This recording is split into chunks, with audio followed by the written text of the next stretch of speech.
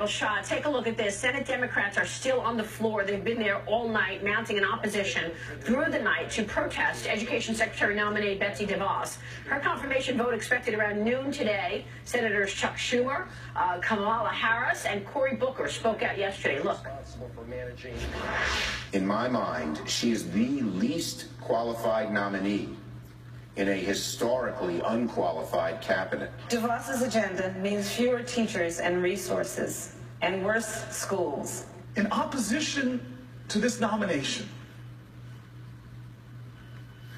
because I believe that we need a champion. Joining us right now is Millard West High School history teacher and 2016 Nebraska Teacher of the Year, Tim Royers. Tim, good to see you. Thanks for joining us. Thanks for having me on this morning. What is your reaction to these senators' actions and the pushback against Betsy DeVos?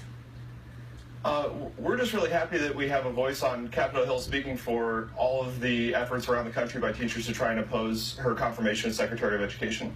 Why do you oppose her? I mean, mainly you heard it in the quote, she's unqualified. I mean, imagine if you watched a confirmation hearing, if that was an open public interview for even a principal, let alone a superintendent in a local school district, she wouldn't even be getting a call back right now. What specifically did she say? What specifically did she say in that hearing that unnerved you?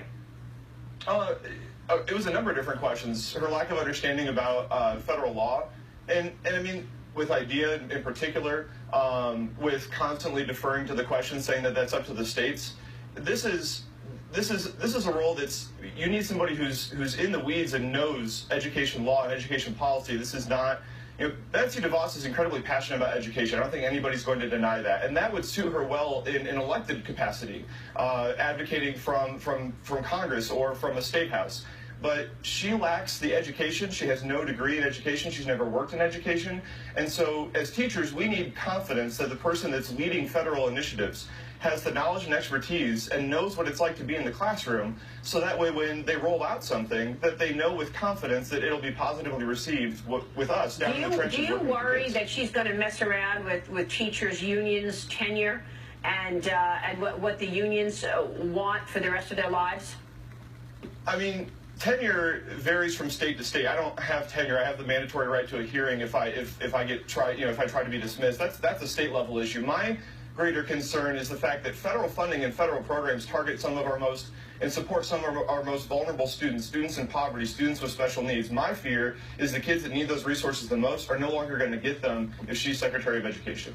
So Tim, is this more about, you opened up saying she doesn't have knowledge of some of these basic issues, but now you got to another point saying that you're worried about, my words here, that kids can be left behind. Is that really at the crux of this?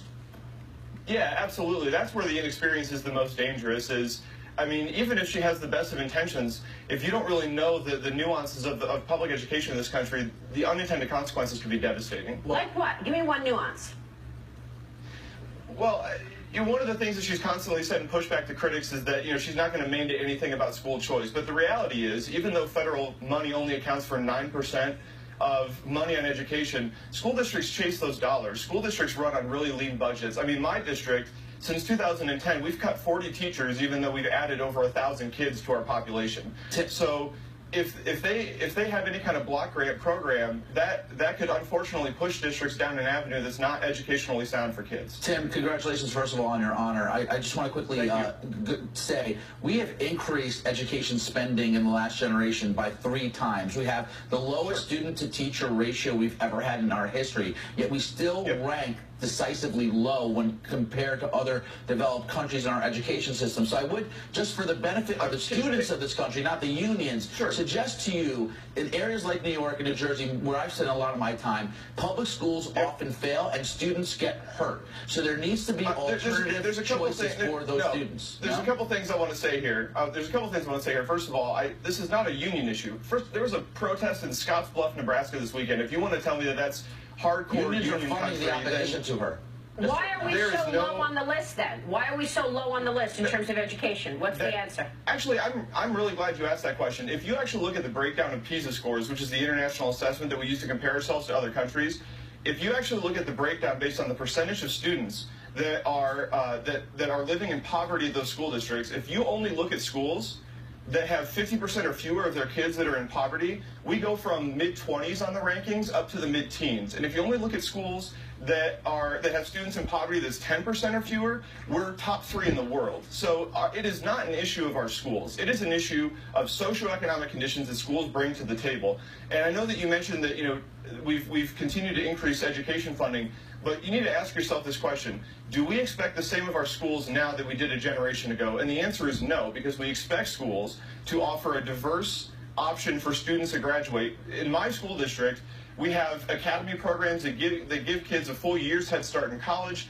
At the school 2 miles down the road, when they graduate with an associate's degree along with a diploma. These are programs that were never even conceived of 20 years ago, and those come with an expense. So yes, we are spending more on education, but we're doing it because we're providing kids with increased access and opportunity. And if you look at the graduation rate that's gone up in the past generation, I would say it's money well spent. If a kid's in a failing school, they deserve an opportunity too for success, and that I think you have to consider. But thank you very much for your service. Sure, thank you. Tim, thank you for joining us. Tim Roy is there. We will take a short break. When we come back, tax cuts are no longer at the top of the agenda for Congress. We take a look at President Trump's timeline on tax reform. Plus, forget paper.